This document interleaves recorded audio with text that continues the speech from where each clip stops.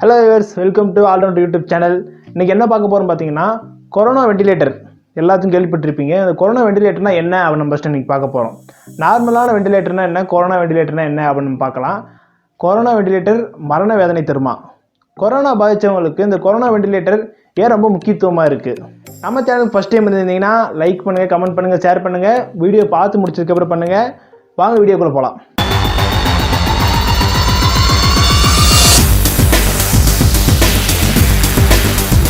அதுக்கு முன்னாடி வென்டிலேட்டர்னா என்ன அப்படின்னு நம்ம பார்க்கலாம். வென்டிலேட்டர்லாம் வேற ஒன்றும் கிடையாதுங்க. இப்போ இயற்கையாக நம்மளால் மூச்சு விட முடியாத நிலைமை ஏற்படும் போது நமக்கு மருத்துவமனையில் பார்த்தீங்கன்னா ஒரு மாஸ்க் மாதிரி வச்சு நமக்கு செயற்கையாக வந்து ஆக்சிஜன் உள்ளே கொடுப்பாங்க. இதுதான் வென்டிலேட்டரோட பணி. இந்த கருவி தான் எல்லா மருத்துவமனையும் பயன்படுத்திட்டு இருக்காங்க. கொரோனா வென்டிலேட்டர் எப்படி இது ஒர்க் ஆகுது வாங்க பார்க்கலாம். ஒன்றும் இல்லை, இப்போ இந்த கொரோனா வென்டிலேட்டரில் ஒரு முனை அப்படின்னு சொல்லி ஒரு குழாய் நாட்டம் இருக்கும். இந்த ஒரு முனை பார்த்தீங்கன்னா கொரோனா வென்டிலேட்டரோட இணைக்கப்பட்டிருக்கும். இன்னொரு முனை பார்த்தீங்கன்னா நம்மளோட நுரையீரல் இருக்குது பார்த்தீங்களா, அந்த இடத்துல ஒரு குழாயாட்டம் இருக்கும். அங்கே வந்து டேரெக்டாக இணைச்சிருப்பாங்க. இதனால் என்ன பார்த்தீங்கன்னா அது வந்து டேரெக்டாக வந்து நமக்கு வந்து அந்த கொரோனா வென்டிலேட்டர்லேருந்து சுவாச குழாய் மூலமாக நமக்கு வந்து காற்று ஆக்சிஜன் வந்து உள்ளே போயிடுது.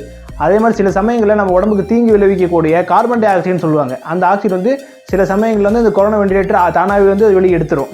இந்த கொரோனா வென்டிலேட்டர் எப்படி மரண வேதனை தருது அப்படின்னு கேட்குறீங்களா?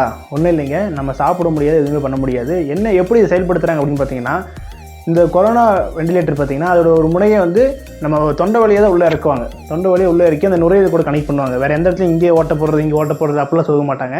ஸ்ட்ரைட்டாக பார்த்தீங்கன்னா நம்ம தொண்டை வழியாக தான் இறக்குவாங்க. அதனால் நம்ம என்ன பண்ண முடியும்னா ஒன்றுமே நம்மளால் சாப்பிடவே முடியாது. எந்த ஒரு சாப்பாடும் நம்ம சாப்பிடவே முடியாது. இப்போ சப்போஸ் நம்ம சாப்பிட்ணும், ஏதாவது பசிக்குது அப்படின்னா கூட நம்ம உணவு எப்படி தெரியும் கொடுப்பாங்க, நம்ம மூக்கு வழியாவோ இல்லைன்னா நமக்கு அந்த தோல் வழியாவோ இப்படி தான் கொடுப்பாங்களே தவிர ஸ்ட்ரைட்டாக நம்மளால் வாயில் சாப்பிட முடியாது. அது எவ்வளோ வேதனையாக இருக்குன்னு பார்த்தீங்களா?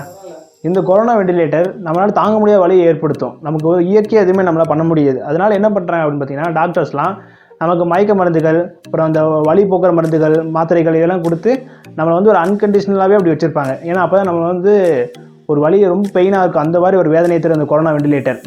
இன்னொரு முக்கியமான விஷயம் பார்த்தீங்கன்னா, இந்த கொரோனா சிகிச்சையிலேருந்து 20 நாட்களுக்கு அப்புறம் வெளியே வர ஒரு இளம் நோயாளி இருப்பாங்க பார்த்தீங்களா, அவருக்கு கிட்டத்தட்ட 40% தசையில் வந்து இழக்கிறார். அது போக அவரோட தொண்டை வாயில் ரொம்ப காயங்கள் ஏற்பட்டுருது. இதனால தான் வந்து பெரும்பாலும் வந்து வயதானவர்கள், பெரியவர்கள், பலவீனமானவர்கள் இவங்களுக்குலாம் பார்த்திங்கன்னா கொரோனா கண்டிப்பாக வந்து இறந்துடுறாங்க. இந்த கொரோனா வென்டிலேட்டர் பார்த்திங்கன்னா நம்ம உயிர் பிழைக்கிற வரையும், சப்போஸ் நம்ம இறந்துட்டோம்னா அது வரையும் இந்த கொரோனா வென்டிலேட்டர் நம்ம உடம்புலேருந்து நம்ம தொண்டையிலேருந்து எடுக்க மாட்டாங்க. நம்ம உயிர் பிரிஞ்சிட்டாலோ நம்ம குணமாயிட்டால் மட்டும்தான் நம்ம தொண்டையிலேருந்து இந்த கொரோனா வென்டிலேட்டர் எடுப்பாங்க. அவ்வளோ வலி வேதனை மிக்க இந்த ஒரு முறை வந்து நமக்கு தேவையா? அதனால நம்ம சேஃபாக இருப்போம். இப்போ இந்த விஷயம் வந்து உங்களுக்கு வந்து நான் பயமுறுத்துறேன் அப்படிங்கிறதுக்காக சொல்ல வரல, ஒரு அவேர்னஸ்க்காக தான். ஒரு அவேர்னஸ்க்காக தான் நான் சொல்ல வர்றேன். வீடியோ உங்களுக்கு பிடிச்சிருந்துச்சா லைக் பண்ணுங்கள், கமெண்ட் பண்ணுங்கள், ஷேர் பண்ணுங்கள். மறக்காமல் சப்ஸ்கிரைப் பண்ணிடுங்க. ஆல்ரெடி சப்ஸ்கிரைப் பண்ணிட்டேன் அப்படின்னு சொன்னீங்கன்னா பக்கத்தில் இருக்கிற பெல் ஐக்கானை கிளிக் பண்ணிடுங்க.